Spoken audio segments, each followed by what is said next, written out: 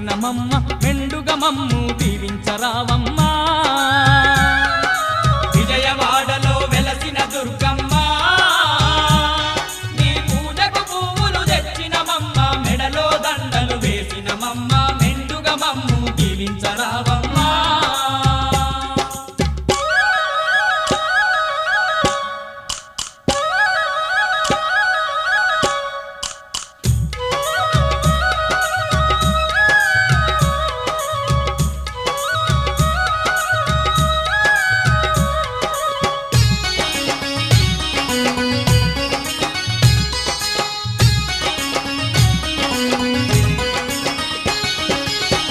పళ్ళతో పూజలు నీకు అన్న పూజలతో అర్చన నీకు